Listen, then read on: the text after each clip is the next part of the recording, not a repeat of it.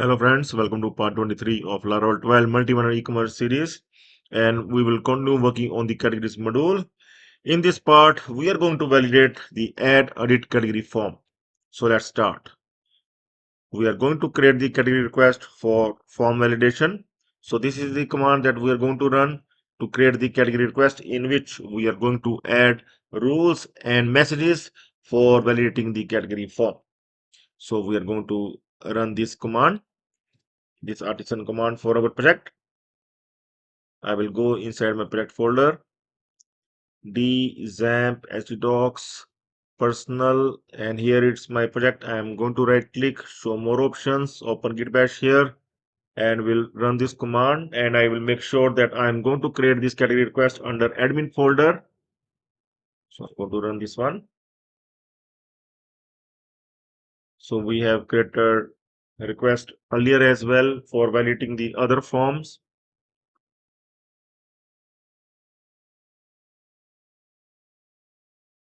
Here you can see the category request has been created.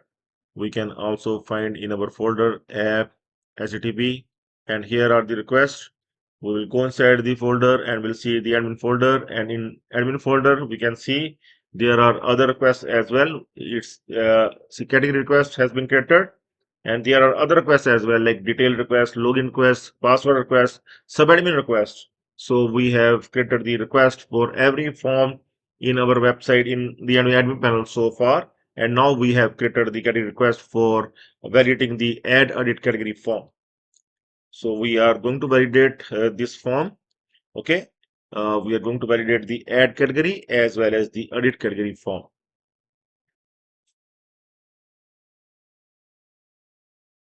So here you can see we are going to validate this edit category form, and also if the user clicks on add category, we are going to validate this form as well. So right now we are not validating it. If we click on submit, then it will get see empty records will get inserted. Here you can see nothing is filled and we able to insert it. Okay, so we are required to validate this add edit category form. So for that, now the category request has been created. So we are going to add these classes like validator class, form request class. Okay, all these classes along with the category model, and we will make the uh, authorize function true. We are going to return true in authorize function, and we are going to add the rules and messages. We are going to validate the category name as well as the URL. There are two fields we are going to validate. One is the category name, that is mandatory, and the another one is the category URL. And the category URL must be unique. Like if you are going to add the t-shirts category, t-shirts URL for that particular category, then t-shirts URL must not be created again. So there must be no duplicate URL. Otherwise, the problem will come. So we are going to make it unique. So for that, we are going to validate it as well by adding the regular expression for it. Okay. So we are going to add this validation in our category request that we have created.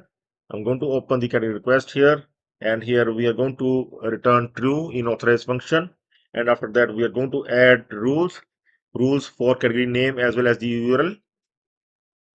Here we are going to replace this one function with these rules. Category name must be required and URL must be required, and also the regular expression is attached. Okay. After this, we are going to see there are other validations as well. See, first we are going to add the messages. So these messages we are going to show, these custom messages. We are going to show if there is any error. Okay, if we will not assign custom message, then it will show the default message of its own. Okay, so like category name is required in case of category name, and category URL is required in case of URL. So after this, we are going to add prepare request before validation, and we are going to add here the another validations as well. Okay, so first I'm going to add these validations. We're going to add it as well.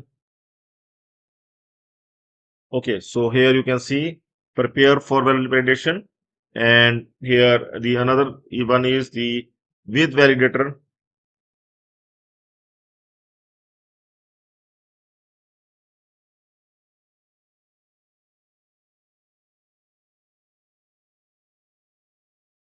Okay, so now it seems to be fine. So this with validator validate the category URL. Okay, so we need to check in this function that the category already exists or not. If the category already exists, then we are going to show the error message that the category already exists. So if the validation failed, then we are going to return back with that error message. So this is the purpose of the failed validation. So this prepare for validation, the purpose of prepare for validation I have added in chat GPT.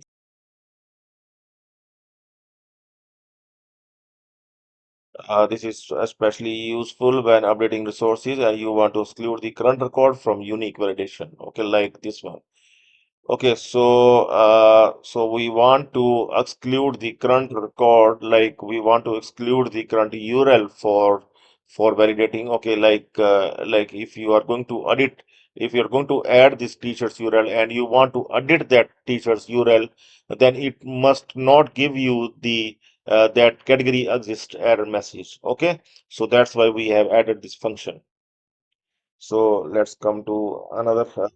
Let's do the another step now. Update your category controller to use this form request class in both store and update function. So now we are going to modify this, going to add this category request at the top of the category controller. Here we are going to add this one, and we are going to use this category request in both in two functions. Here, sorry, not here. We are going to add this in category controller. We are going to open the category controller and we'll add the category request at the top. We are going to add this category request at the top of the category controller, and we are going to modify the two functions here, the store function as well as the update function. We are going to add the category request as parameter so that we can able to validate both the function store as well as the update.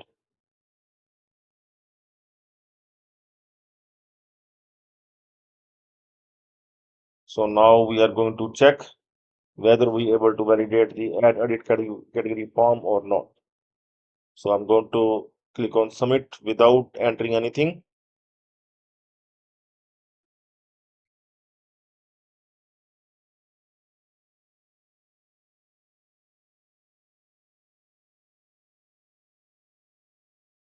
So there is some error message. Uh, we are going to is not available. We are going to see why this issue is coming, whether we have entered all the things. We need to make sure that we have defined all the classes. Okay. So I'm going to open that category request once again, and you can see that we have not defined these classes as well as the model as well. We have not added the model as well. Okay, and after form request, we are going to copy these three classes after this one.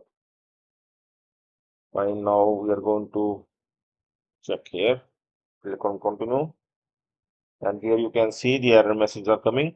Category name is required, category URL is required. Okay. So now we are going to close and we click on submit once again, and here you can see the error messages are coming for category name is required and category URL is required. Okay. So now we are going to add the new category, the another category inside men. I'm going to add the category like demos. I'm going to give the URL here, like if I will give something like denims 123, then it must give the error message that URL is not valid. Let's click on submit, and you can see the URL field format is invalid.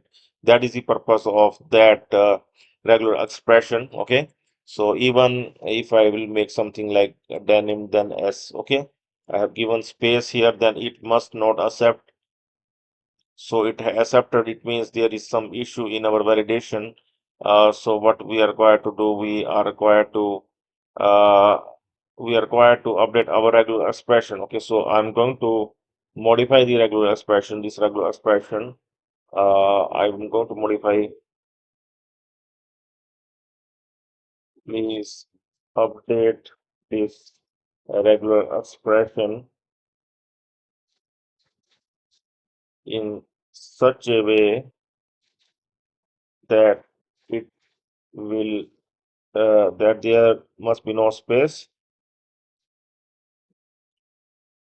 no space, and uh, and you can see it's your choice that you want to allow the numerics or not. Okay, please update this regular expression in such a way that there must be no space. Okay, so that is fine. Just this one we are going to.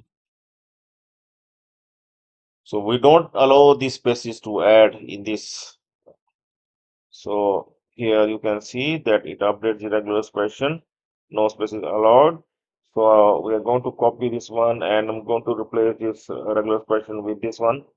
And now we are going to try once again. And I will try to update this one. See it, even though it makes it like denim hyphen else, but we must not allow it to add it like this. Okay, so here you can see the URL field format is invalid. Okay, so it will not even allow to make it spaces in the URL. But see clients, see for the clients, we can allow him to make the category URL like category name so that it will save their time. So actually what happened, most of the client used to do like this, like they are going to add men t-shirt like this, and they will put the same thing to save their time like this. Then it must automatically change it to the men hyphen t hyphen shirts. Okay, so this is the purpose of the developer.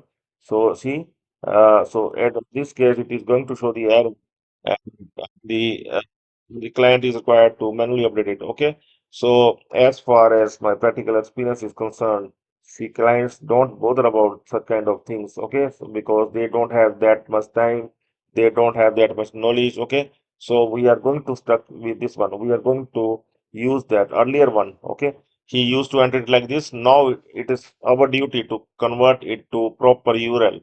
So now we can click on submit, and we can see here, we will go back and we'll see here that it gets converted into the URL that we require. So that's why we have added in that category service, we have added that syntax. Okay, I'm going to show you that syntax. Sorry, category service. Delete category. See here, we are doing here. You can see.